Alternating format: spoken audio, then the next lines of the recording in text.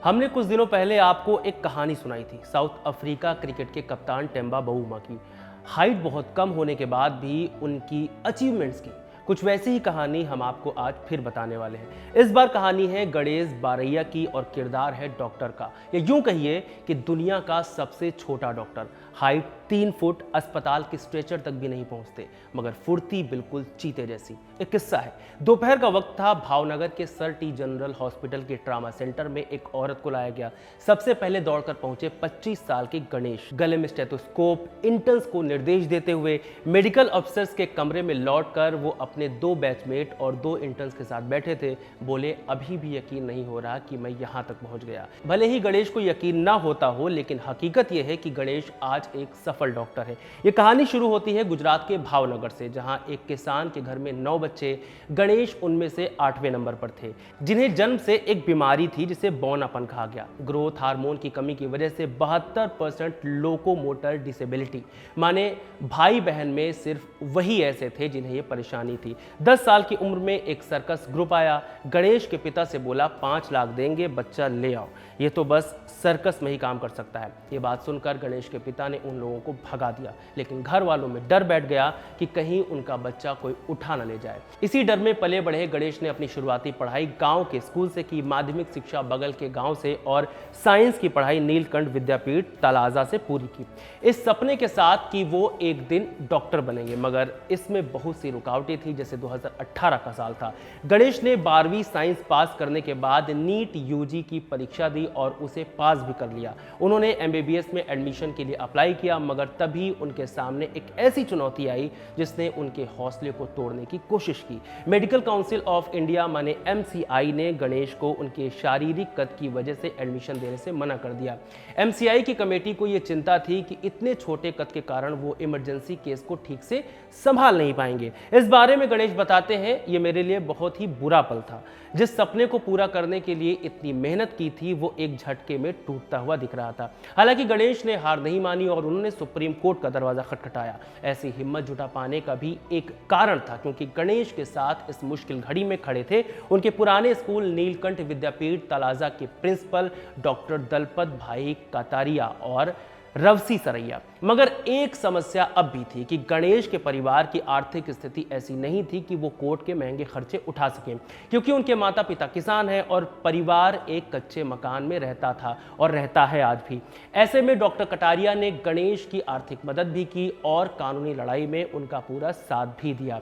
सबसे पहले उन्होंने गुजरात हाईकोर्ट में केस दाखिल किया। लगभग 2 महीने बाद गुजरात हाईकोर्ट में वे केस हार गए। ये एक बड़ा झटका था, लेकिन गणेश और उनके मेंटर्स ने हार नहीं मानी। उन्होंने तुरंत सुप्रीम कोर्ट ऑफ इंडिया में केस दर्ज करने का फैसला लिया। सुप्रीम कोर्ट में केस चलता रहा और गणेश ने समय का सही इस्तेमाल करते हुए बीएससी में एडमिशन ले लिया। आखिरकार केस दायर करने के 4 महीने बाद 22 अक्टूबर 2018 को वो ऐतिहासिक दिन आया।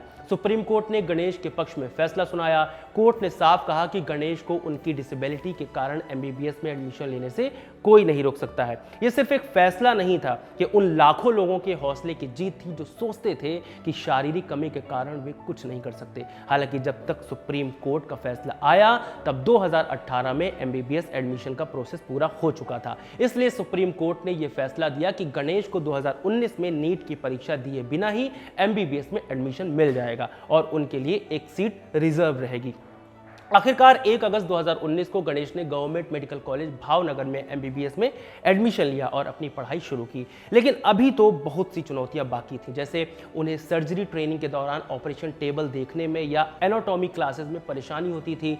सिर्फ इतना ही नहीं, पहले सेमेस्टर के लिए गणेश लिखित परीक्षा में पेपर पूरा नहीं कर पाए। स्पीड और लंबाई दोनों से हार गए, माने उनके हाथ छोटे थे, इस वजह से मन टूट गया। डॉक्टर कटारिया फिर दौड़े, वकीलों को फोन मिलाया। आखिरकार गणेश को राइटर मिला और 1 घंटा एक्स्ट्रा टाइम भी। बाकी सारे सेमेस्टर फर्स्ट अटेम्प्ट में क्लियर किए। एमबीबीएस में पहली बार किसी स्टूडेंट को राइटर दिया गया था इतिहास में।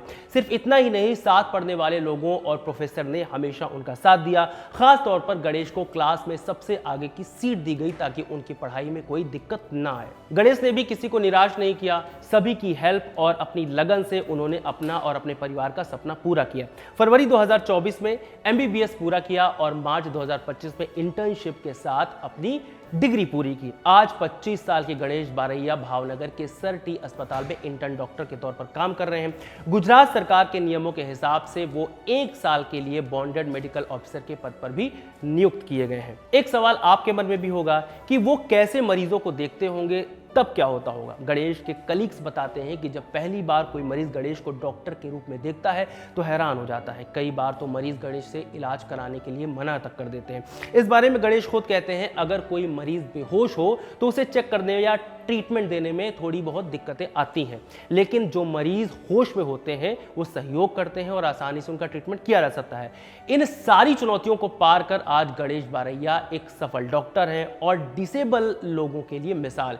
इतना सब हासिल करने के बाद भी गणेश ने अभी सपने देखने नहीं छोड़े। वो बच्चों के डॉक्टर, त्वचा विशेषज्ञ माने डर्मेटोलॉजी या रेडियोलॉजी में स्पेशलिस्ट बनना चाहते हैं। इसके अलावा उनका सबसे बड़ा लक्ष्य ग्रामीण क्षेत्रों में गरीब लोगों का इलाज करना है, क्योंकि उनकी ज़रूरत सबसे ज़्यादा वही है। लेकिन इससे भी पहले गणेश का एक बहुत ही व्यक्तिगत सपना है, पर्सनल सपना है, अपने परिवार के लिए पक्का घर बनाना, क्योंकि गणेश का परिवार आज भी एक कच्चे घर में रहता है।